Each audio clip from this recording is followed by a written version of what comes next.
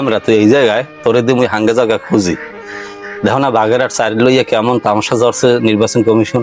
এরম বই থাকলে লইবে বইয়ে থাকুন হর মুখী মুই লাফামো নাই কন যাইয়া তাহলে মুই লাফাই। ও বাগেরহাট জেলায় এই যে 4 আসন কাটে 3 আসন করছে হরতাল অবরোধ, সবাই দোকানপাট বন্ধ হয়ে রাস্তায় নামছে। তুই যদি এরকম বাড়ি বইতে হয় মানুষ যদি পিছিয়ে দিয়ে দেবে এবার এটা তো তোরও দাবি মোরও দাবি সব মানুষের দাবি, কারণ মোরা তো আগে থেকেই অবহেলিত। বাগেরহাট 4 আসন জন্মের পর থেকে দেখতেছে এখন কাটিয়ে দিয়েছে। এই তামাশার নির্বাচন অফিস ঘেরাঘর দরকার হয় মোরা। এই মোররগঞ্জের মানুষ স্মরণ করার মানুষ সব এক হয়েছে আর তুই ঘরে বই রইছ।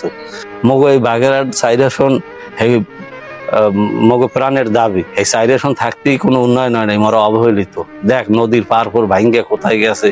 হরতাল অবরোধ করে মগো লাভ কি মগ হইবে কি?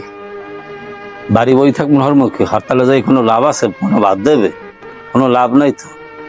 আর সেই বাড়ি বই থাই লাভ নাই বেটা। এবারটা বাগেরহাট 4 আগে ছিল 2টা থানা লইয়া, এইতে বড় উন্নয়ন এই হয়েছে। এখন এই 3খানা মিলে কিসের উন্নয়ন হইব?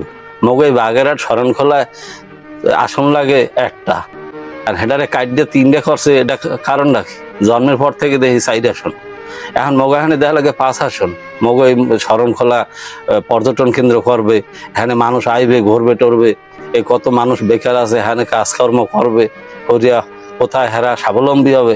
এখানে মরা এমনি অবহেলিত, আন করা লাগবে না, ঘরে বই থাকলে হইবে।